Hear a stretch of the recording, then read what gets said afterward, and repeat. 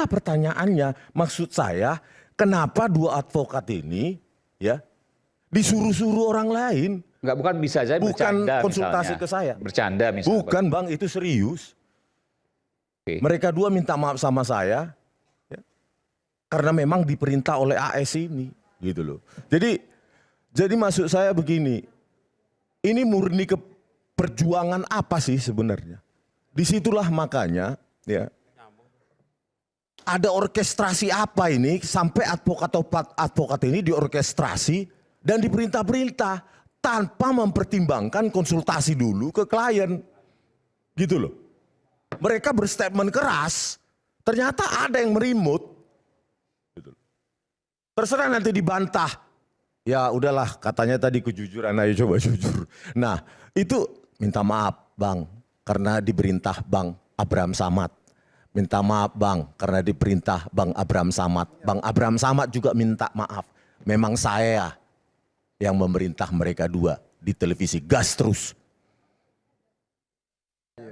Ya, jadi itulah memang sebenarnya, dan itu sudah saya ceritakan ke penyidik, gitu loh. Saya terus terang aja, gitu loh. Ya, dan saya tidak suka ada seseorang yang bisa memerintah-merintah advokat ini, meskipun tadi advokatnya belum tentu saya tanda tangani, bisa jadi cuma adendum ya. Tetapi kan membawa nama saya juga, gitu loh. Itulah yang harus dikorek. Ada apa di sini semua? Ada apa? Itulah yang terjadi. Meskipun mereka bisa bantah itu sangkal ya, mungkin karena ya untuk menutupi, ya. Tapi itulah yang terjadi. Saya di situ, sense saya mengatakan something fishy di situ. Ya terserah, Mas Roy mau bantah itu terserah dan yang lainnya. Baik. Tapi saya bantah. itulah Udah yang pasti saya bantah. Saya harus bantah. Baik. Itulah yang terjadi, ada permintaan maaf kepada saya karena diperintah, disuruh Oleh AS itu. Oke. Saya bantah ya. something fishy, ada sesuatu yang mencurigakan. Mas Aiman, saya bantah. Bang AS sejak awal adalah terlapor bersama 12 orang. Karena dia terlapor, kemudian dibentuklah satu tim. Bang Rismon juga terlapor, sama-sama bergabung dalam tim itu. Pada saat pengumuman tersangka, hanya 8 tersangka yang diumumkan oleh Polda Metro Jaya. Bang AS, kemudian beberapa nama yang juga diperiksa dan dilaporkan oleh Pak Jokowi, itu kemudian lepas statusnya. Jadi hanya sampai terlapor. Pada saat itu, semua persiapan untuk menghadapi proses hukum memang dikoordinir oleh Bang AS. Dikoordinir saya katakan. Dikoordinir itu kita bertemu untuk menyiapkan strategi pembelaan hukum. Kami berdialog dan berdiskusi dengan para klien, dengan para kuasa hukum. Tujuannya adalah untuk menyiapkan langkah-langkah hukum ke depan, termasuk juga ada rekan saya di sini, Bang Jahmada Girsang. Kami rapat dari tempat ke tempat, dari waktu ke waktu, kadang-kadang juga di tempatnya Bang AS. Bang AS menyediakan ruangannya, menyediakan makan, dan kemudian semua berdialog, berdiskusi, bertukar pikiran di situ. Mohon maaf, saya harus katakan apa adanya lah. Karena Bang Rismon kan juga sudah menyampaikan, jadi kita buka-bukaan aja lah. Berapa yang dibayar oleh Bang Rismon kepada para kuasa hukum? 0 rupiah. Apa yang pernah Bang Rismon berikan kepada kami pembela hukumnya? 0. Sebelum dia mendapatkan RJ, siapa yang mendampingi beliau di Polda Metro Jaya? Saya yang mendampingi beliau, Bang Ahmad Kozinudin. Aku bicara dulu. Sebentar dulu. Salah. Bang Azam, ada juga Bang Jahmada. Salah. Ya. Jadi jangan nanti sebentar dulu. kegelapan informasi loh. Enggak, salah. Anda salah. Anda jangan menyesatkan publik juga. Anda jangan menyesatkan publik juga. Bahkan pada saat pemeriksaan Bang Rismon sebagai tersangka, Kami diutus sebagai kuasa hukumnya.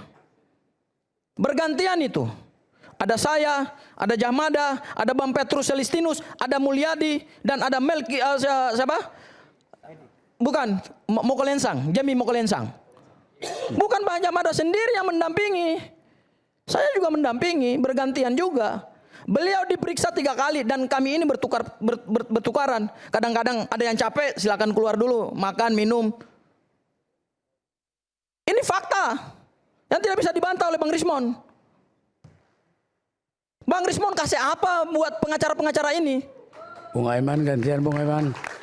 Ya. Nggak sebanding ini. Jadi seorang klien itu jangan seperti kacang lupa kulitnya gitu. Oke, baik. Sudah mendapatkan RJ, yang terjadi adalah dia menghina para kuasa hukumnya yang terdahulu. Oke, baik, baik. Bukan menghina.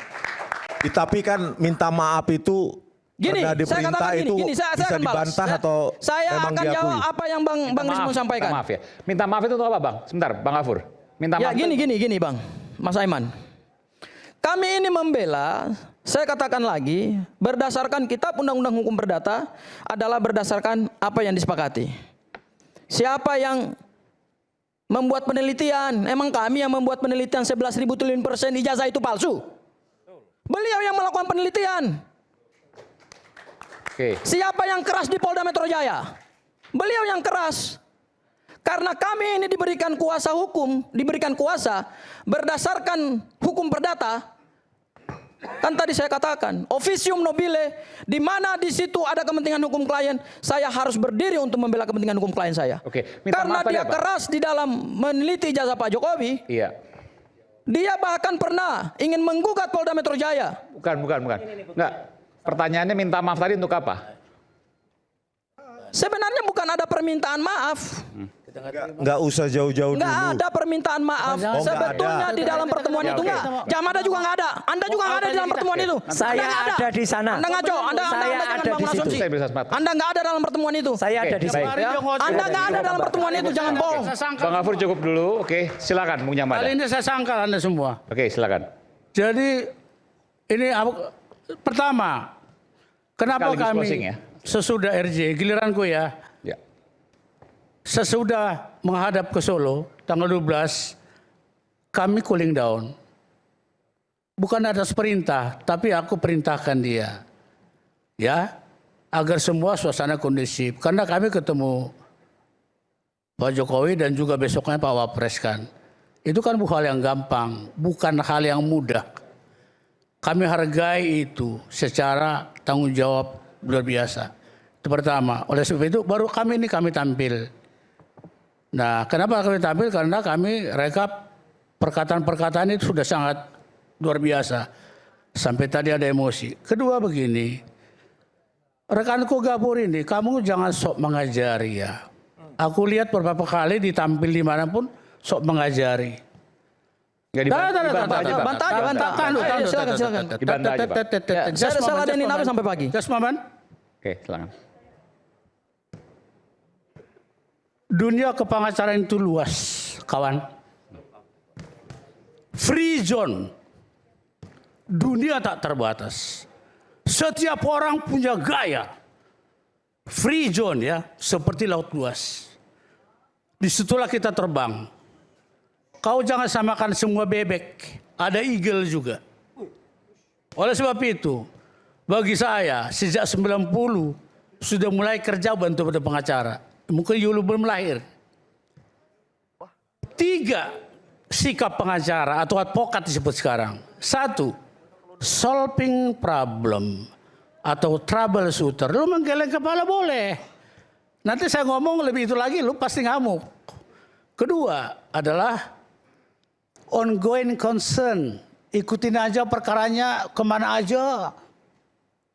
Ketiga adalah create case by case. Create case. Di mana kamu itu? Aku di Arawal, problem solving troubleshooter. Karena saya mediator. Ya, oke. Jadi Anda nggak boleh menjudge tiba-tiba semua advokat mengatakan begitu. Justru Anda menuduh saya berarti habis ini saya menjerumuskan dia. No. Itu tergantung aliran saya, bro. Tergantung kemauan saya dan cocok kami.